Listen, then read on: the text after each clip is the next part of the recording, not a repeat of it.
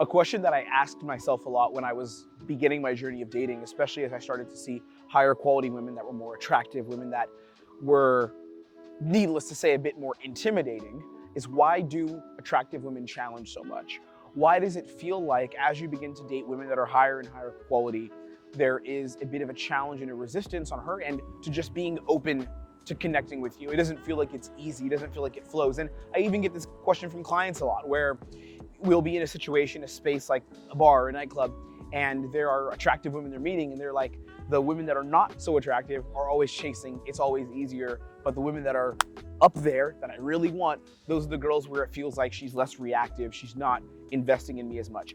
And the reason for that is simple, and it's something that we call the mirror principle. So I want you to remember this, the mirror principle.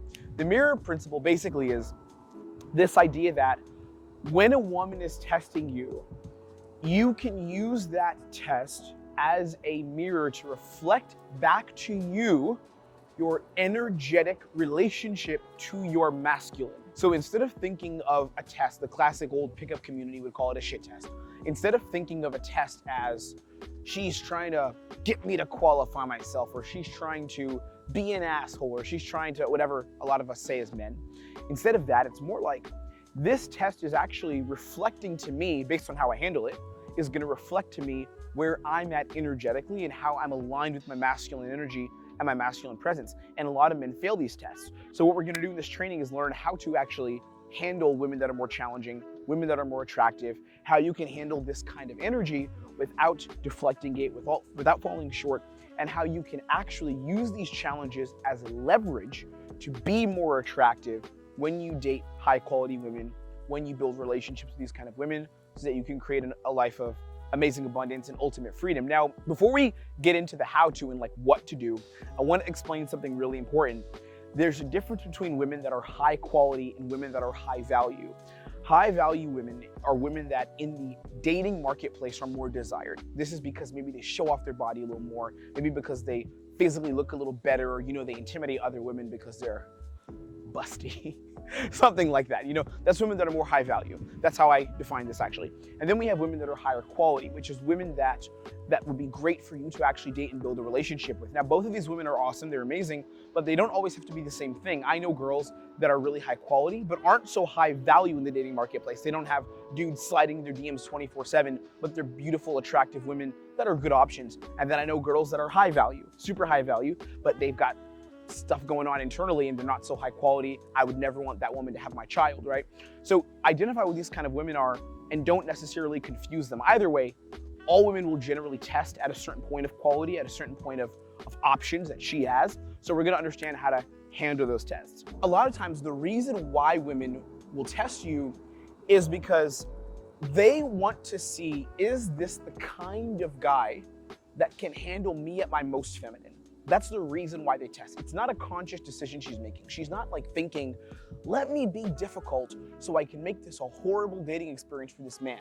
What she's thinking is, before I really give him myself, which includes me emotionally, or like opening my legs for this individual, right, and going home with him, before I do that and surrender and give him the best part of me, right, which is my full feminine, sexually, emotionally, all of that, before I do that, let me see if he's energetically in a place where he can handle that, he could actually even receive it. Because truthfully, a lot of men aren't. And now some guys have to work on this and grow to be in that place. Other guys won't be in that place because of things they have from childhood and things they need to work on. But usually for most men, you can actually build it and you can work towards that. And most men can pretty much, right? Unless there's a severe block. But that's why she's testing you, that's why she's challenging. It's because she wants to see, how do you respond to that challenge? It's not because she wants to make it more difficult. It's not because she's some kind of whore. It's literally because she wants to see, is this man energetically capable of handling when I'm in my feminine and when I throw stuff back at him? What does he do and how does his masculine respond to that? And it's up to you as a man, going back to the mirror test, to actually respond to that properly. The second reason also she tests, and a lot of guys overlook this, they don't understand this idea, is because for women, making dating decisions initially at least, takes on inherently more risk than for men. The same way for you as a man, you'll understand this if you're high value and if you have options, by the way. You as a man, being a high value man, getting into a relationship carries more risk for you than it does for a woman finding a high value guy. So let's say, here's the analogy here. Let's say you're a high value dude who's like a 9 out of 10 and you've got tons of options. You're going to take more time before committing to a girl. So you might have fucking 5 girls that would die to be in a relationship with you. Like, this is stuff I've experienced, and I have a relationship right now with an amazing woman, and there's girls that like I've gone out with in different cities and stuff who are hitting me up like, when are you coming back? Let's date. But I'm super on the fence about it because I'm already committed to one person. But think about it for women now. Where do they have that hesitation? Where do they have that like barrier of, I'm not gonna just go for it? It's surrendering and opening up the feminine, right? She's more likely to hesitate before committing to sex, something like that. So you as a man have to understand that this is not her being a jerk. It's not her being difficult. It's actually her following the evolutionary pathway before committing. And when you see it as a mirror, instead of me versus the girl, she's so difficult, then you can actually handle it correctly. Then you can actually create amazing experiences. Next, what we're gonna do is we're gonna talk about the kinds of challenges that you're gonna experience, what they look like and what they feel like. Let's go ahead and keep diving deeper. What I've done is identified 3 types of challenges that men usually face when communicating with high quality women. The first challenge, and this is by far the most common, is what we call non-reactiveness or aloofness. Now, this is such an interesting one because what's the difference between a girl just not reacting to you and kind of giving you the cold shoulder versus her actually not being into you? And I'll give you what the difference is here, because there's a challenge for some guys to understand this. It was a challenge for me.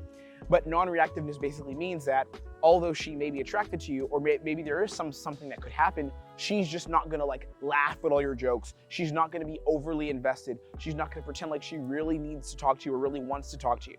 And this is a really difficult one to handle.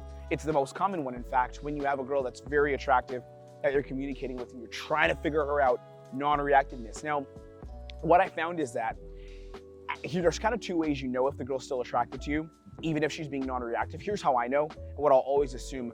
Number 1, if she could leave and do something else instead, like let's say you're in a bar or a club environment and you're talking to a girl and she's like, take off the glasses for this. She's like, okay, oh, I see. Looking side to side and stuff, but she's asking you a little question maybe and just like, Cameraman's laughing because we deal with this shit all the time with these Ukrainian whole women that are here in Hungary. I'm gonna edit that part out. I'm gonna leave in the horse part though. So how do you actually know if she's attracted to you? What's the mechanism? What is the thing? If she could leave and let's say go to her friends, do something else, but she's choosing to stay, probably attraction's happening actually. Another thing you can use though is if you're normally attractive as a man and most women are generally attracted to you, most girls should be into you. So me as an example, when I'm speaking to women and I feel like they're being a bit challenging, being a bit difficult, my assumption is she's attracted to me because most girls I talk to generally are attracted to me. Doesn't mean all of them, but there is like a lot of attraction from most women. Number 2, the second way you're really gonna understand if this girl's into you is if she's engaging. Now, don't confuse her being non-reactive for her not engaging you. Sometimes chicks will actually respond to you with answers. They'll ask you questions. They just won't do it from a reactive place. So she won't ask you like, oh, and this is happening and I'm so excited about this. And she won't laugh and give you all this attention.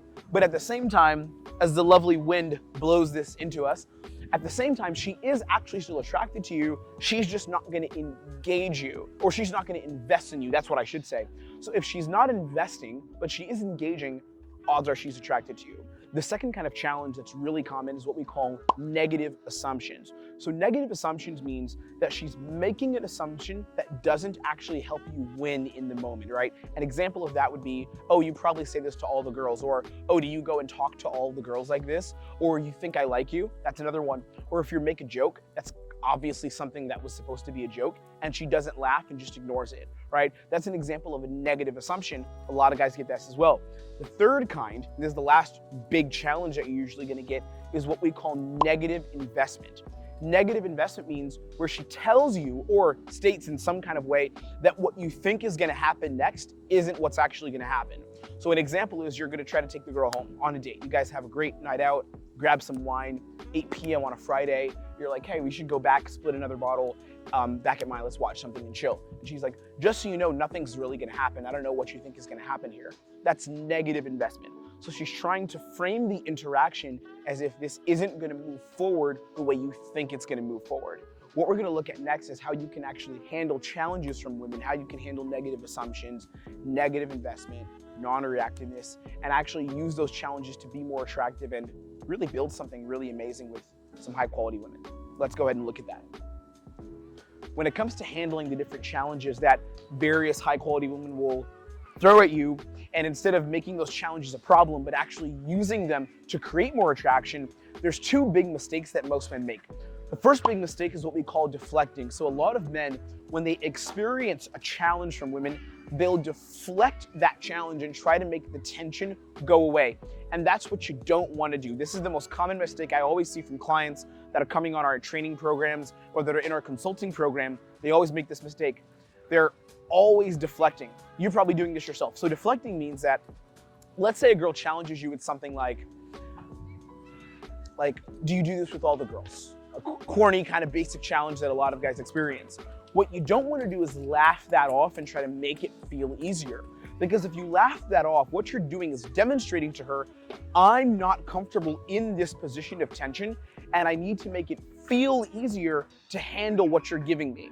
Right? So when a girl does that to me, and I'll explain how to handle these challenges shortly, but when a girl does that to me, I'm never laughing off challenges. I'm never turning it into a joke. I'm never trying to deflect the tension and make it go away, because deflecting the tension is demonstrating to her that you're not comfortable within your masculine, within that difficult space of her being difficult. This actually happened to me recently with this beautiful Dutch girl. We're out inside of the club. It's a couple weeks ago, and I go up and I tap her and I'm like, fuck, you can actually dance. And she's like, how do you know? What makes you think I can dance? And I was like, well, that was weird what you just said. I gave you a compliment. The normal answer should be, thank you. And then when I said that, she was like, oh, no, I'm sorry, where are you from? The reason she did that is because I didn't laugh it off. I didn't make a joke. I directly confronted it and didn't try to make it easier. I sat in the tension and was like, I'm so fucking comfortable in this space. I'm so fucking comfortable with this energy. And because I was comfortable with it, she then reacted to me and then she opened up. The second problem that a lot of guys have is overreactiveness and overreaction, which is where you kind of try to plow through it by being overly witty or overly aggressive or trying to assert this unnecessary boundary. Now, I found that this happens a lot in the old school community where guys would say, here's how you handle the shit test. Here's how you don't let the woman's shit get to you. Here's how you surpass the woman. And it becomes very combative and very unnecessary. We don't want to be doing that. So what you want to do instead, which we're going to look at in a second, is be non-reactive and instead be responsive. You don't want to be the guy who's overreacting, and you don't want to be the guy who's trying to deflect tension by telling a joke, using wittiness, using humor to try to make those things or those situations easier for yourself. Let's go ahead and look at how to actually handle this tension when it comes up and what to do instead when you're getting challenges so that you can grow and attract really high quality women. I've identified two models that we can use to handle challenges from attractive women, and they're quite simple to use when you really understand the psychology behind these models and the psychology of why we use these different models. The first one is no response, and the second one is what we call calm responsiveness. So no response is very simple, and it's when you get a challenge, you don't play with the challenge and give it validity. You strip it of its validity and you almost frame it as that was weird. So let's use an example of a girl saying to you, go to approach a girl in the street during the day, right? Or you talk to a girl and you say it kind of an opener, like, yo, you're actually my type. And she says, do you say that to all the girls? The non-response would be, no, I like you. And then you move on, right? You just don't actually address the thing and give it justification. You just shut it down immediately and you almost frame it as that was weird. Another example of this would be, let's say a girl says, just so you know, nothing's gonna happen tonight. Well, that was interesting. Okay, I don't think I said that, but I still like you. And then you move on, change topics and continue the night, right? Now, this is not my favorite way to handle challenges from women. I don't use this myself most of the time. I use what the second one is, and if you're more advanced at communicating with women and you're more socially competent, I would say, go for the second one that I'm gonna share in a bit. But if you're new and you're learning how to handle challenges and this is something that's coming up for you a lot and you want a basic way to just stick to your guns and handle challenges, This first one of a non-response, like, okay, and then moving on is the best way to actually handle it at that level. Now, the second one, which is more advanced, model number 2, is what we call gentle responsiveness or calm responsiveness. So it's a bit more advanced than not responding at all.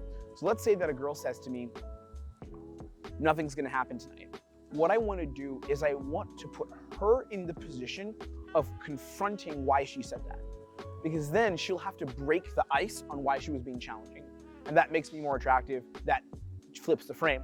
So this happens sometimes when I'll have a girl and I'll say, you wanna come back? Let's hang out and drink tonight.